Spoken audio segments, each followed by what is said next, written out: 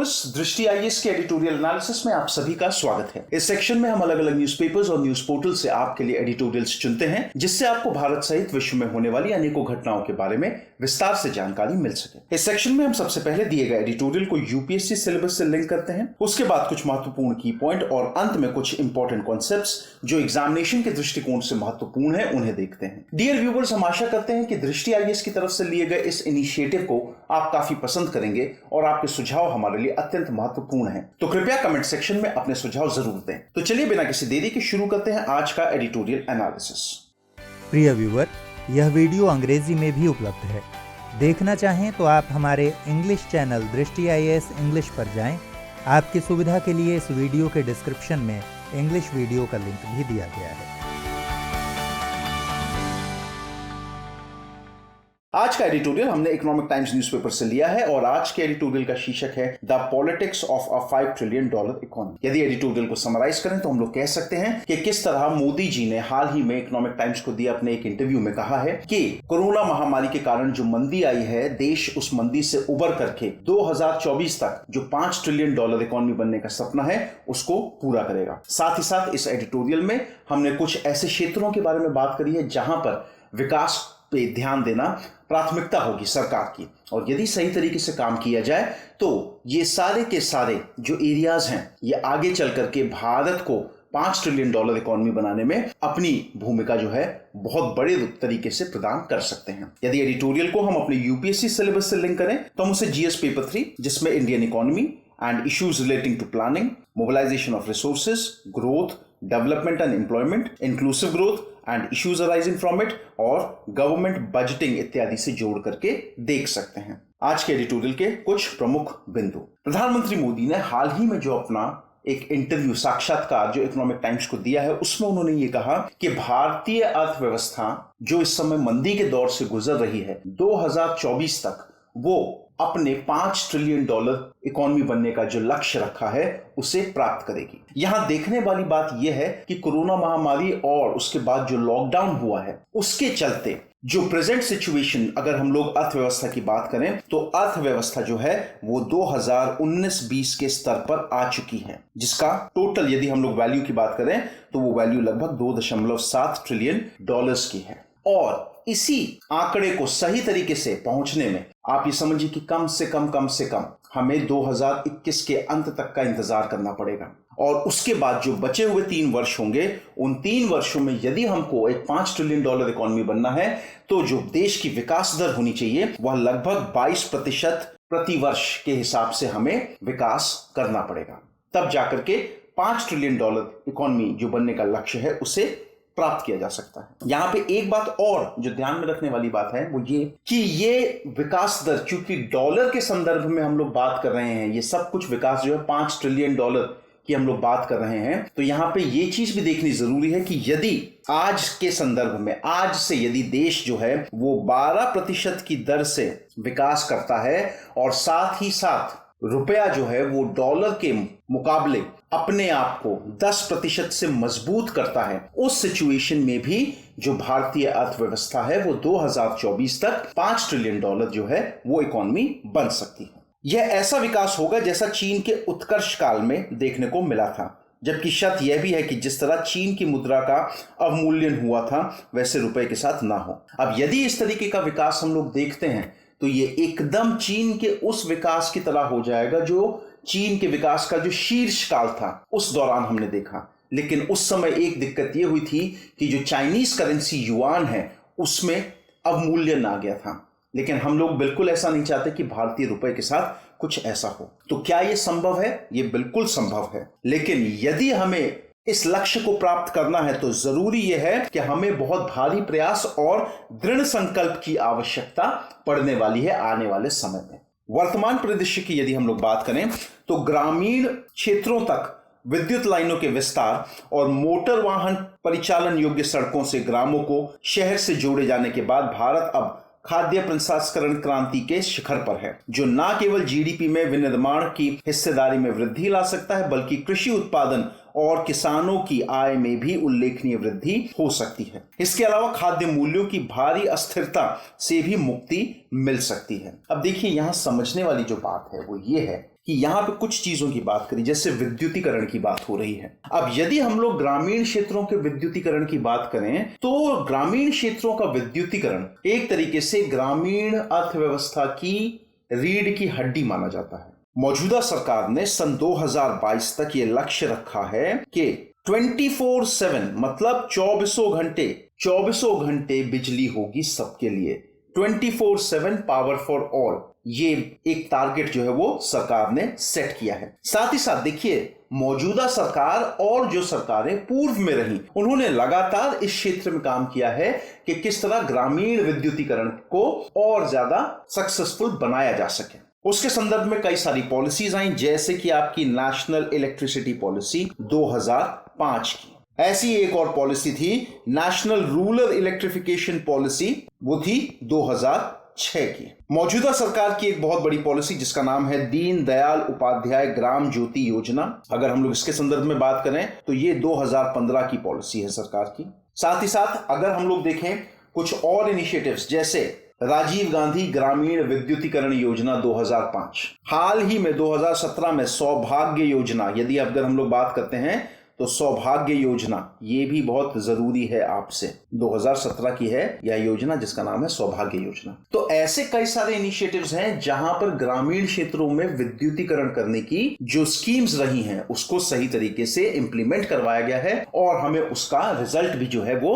देखने को मिल रहा है। साथ ही साथ यदि हम लोग बात कर रहे हैं कि किस तरीके से ग्रामीण क्षेत्रों में जो सड़कों का विकास हुआ है, उसके लिए भी पूर्व की सरकारों ने और मौजूदा सरकार लगातार काम कर रही है और ऐसा ही एक इनिशिएटिव प्रधानमंत्री ग्राम सड़क योजना के तौर पे हमको देखने को मिल सकता है। यहां पर एक और चीज की बात हुई जिसको हम लोगों ने बोला खाद्य प्रसंस्करण, यानी कि फूड प्रोसेसिंग। अगर हम लोग फूड प्रोसेसिंग के संदर्भ में बात करें तो देखिए, फूड प्रोसेसिंग होता क्या है। फूड प्रोसेसिंग एक ऐसा प्रोसेस जिसके तहत जो रॉ प्रोडक्ट होता है, कच्चा माल होता है, चाहे वो एग्रीकल्चर का हो, चाहे वो डेयरी को उत्पाद का हो, चाहे वो मीट का हो, चाहे वो पोल्ट्री का हो, चाहे वो एनिमल हस्बेंड्री का हो, उसमें एक तरीके का वैल्यू एडिशन किया जाता है। अब वो वैल्यू एडिशन किस तरीके से किया जाता है? वैल्यू एडिशन ऐसे कि भाई जो प्रोडक्ट्स हम लोगों ने बनाए इन सभी चीजों से, इस कच्चे माल से जो भी प्रोडक्ट्स हमने बनाए उसमें हमने प्रिजर्वेटिव्स मिलाए, उसमें हमने एडिटिव्स मिलाए, जो फूड एडिटिव्स इत्यादि होते हैं। अब ये क्या है? ये एक ऐसी इंडस्ट्री है जो आने वाले समय में भारत के मैन्युफैक्चरिंग सेक्टर में अपनी जो हिस्सेदारी है उसको बढ़ा सकती है। लेकिन अभी यहाँ पे हमें देखना है कि भाई जो स्टेटस है फूड प्रोसेसिंग का बढ़ जरूर रहा है, लेकिन जिस पेस पर बढ़ना चाहिए अभी वो गति नहीं आ पाई है। देखिए, भारत जो है वो दुनिया का दूसरा सबसे बड़ा प्रोड्यूसर है फ्रूट्स और वेजिटेबल्स का, चाइना के बाद। लेकिन ये भी एक यहाँ पे फैक्ट है कि उसमें से मात्र जितना प्रोड्यूस होता है उसमें से मात्र 2% ही केवल प्रोसेसिंग की जाती है। तो इस पे हम लोगों को ध्यान देने की जरूरत है। और भी जो सरकार के टारगेट है, अब यदि फूड प्रोसेसिंग इंडस्ट्री हमारे यहाँ पे डेवलप होती है तो कहीं ना कहीं मौजूदा सरकार का एक बहुत बड़ा हमेशा से दावा रहा है, सरकार 2022 तक किसानों की जो आमदनी है उसको दोगुना करने की बात जो है वो लगातार करती आई है। तो कहीं ना कहीं ये जो फूड प्रोसेसिंग इंडस्ट्री है ये तो उसमें मदद करेगी ही करेगी। साथ में सरकार ने भी कई ऐसे मेजर्स लिए हैं, कई ऐसे इनिशिएटिव्स लिए हैं जिससे हम लोग देख सकते हैं कि आने वाले समय में किसानों की जो आमदनी है वो दुगनी हो जाए। अब कई सारे इनिशिएटिव्स जैसे कि प्रधानमंत्री कृषि सिंचाई योजना या सॉइल हेल्थ कार्ड या परंपरागत कृषि विकास योजना या प्रधानमंत्री फसल बीमा योजना इत्यादि, इन सबको यदि हम लोग सही तरीके से देखें तो हम लोग कह सकते हैं कि हाँ, बदलाव हमें जरूर देखने को मिल सकता है। इस संभावना को दिवालियेपन का शिकार बिजली क्षेत्र बाधित कर रहा है। इस समस्या को वित्तीय इंजीनियरिंग या किसी नए कानून से दूर नहीं किया जा सकेगा, बल्कि इसके लिए राजनीतिक दृढ़ शक्ति की आवश्यकता है। देखिए, जो सबसे बड़ा प्रॉब्लम जो आ सकता है वो ये है कि भाई ये जो बिजली क्षेत्र का जो दिवालियापन है उसके संदर्भ में हमें बात करनी है। यदि आपको याद हो तो कल के लेक्चर में मैंने आपको यह बताया था कि केंद्र सरकार ने 90,000 करोड़ रुपए का लिक्विडिटी सपोर्ट, तरलता सहायता स्टेट पावर डिस्ट्रीब्यूशन कंपनीज को दिया है। और यहां पर अभी भी कई सारी समस्याएं जो हैं वो बिजली क्षेत्र से संबंधित है। अब देखिए, बिजली क्षेत्र में केवल इतने से काम नहीं चलेगा कि आपने भाई पैसा लगा दिया और आपका ये सुचारू रूप से सेक्टर काम करने लगा। नहीं, यहां पे कई सारी समस्याएं हैं, जैसे कि बिजली चोरी। अब इन सारी समस्याओं को यदि आपको खत्म करना है तो उसके लिए केवल वित्तीय इंजीनियरिंग की जरूरत नहीं है। यहां पर सभी राजनीतिक दलों को एक साथ आकर के इस बात को महसूस करने की जरूरत है कि ये आगे चल करके बहुत बड़ा चैलेंज बन सकता है भारत के सामने। तो इसका सबसे जो प्रमुख समाधान है वो यह है कि सभी राजनीतिक दल एक साथ आएं और इस समस्या से लड़ने की कोशिश करें। बिजली की निशुल्क आपूर्ति और इस निशुल्क आपूर्ति के पर्दे में बिजली की चोरी के कारण वितरण कंपनियों के पास बिजली उत्पादनकर्ताओं के बकाये में वृद्धि होती जाती है, जिससे पूरा विद्युत क्षेत्र ही दिवालियेपन का शिकार होता जा रहा है। अब देखिए, मैंने आपको यही बताया कि बिजली की चोरी एक बहुत बड़ा कंसर्न है। अब यदि अगर हम लोग बात करें कि बिजली की चोरी होती क्या है, तो ये है क्या? देखिए, ये एक ऐसी प्रैक्टिस होती है जहां पर जो बिजली है उसको चुराया जाता है। हिंदुस्तान में ये जो बिजली वितरण की जो कंपनियां हैं, हर वर्ष लाखों करोड़ों रुपए जो हैं वो बिजली चोरी के कारण नुकसान उठाती हैं। अब यदि हम लोग इलेक्ट्रिसिटी एक्ट जो है हमारा 2003 का, उसके सेक्शन 135 की यदि मैं बात करूं तो उसके तहत बिजली चोरी तब होती है जब कोई व्यक्ति इलेक्ट्रिसिटी की जो बिजली की जो लाइन होती है उस पे कटिया चढ़ाता है या किसी भी तरीके की छेड़खानी करता है जो बिजली के मीटर होते हैं उनके साथ, या फिर जो ट्रांसफार्मर होते हैं उसके साथ किसी तरीके की छेड़खानी जब की जाती है, तो ऐसी सिचुएशन में हम लोग कहते हैं कि बिजली की चोरी की जा रही है। राजनीतिक व्यवस्था को बिजली चोरी पर रोक लगानी होगी और ऐसी निशुल्क आपूर्ति से बचना होगा जिससे सरकारी अनुदान प्राप्त ना हो। तो देखिए, ये जो निशुल्क आपूर्ति की समस्या है इससे भी बचना पड़ेगा।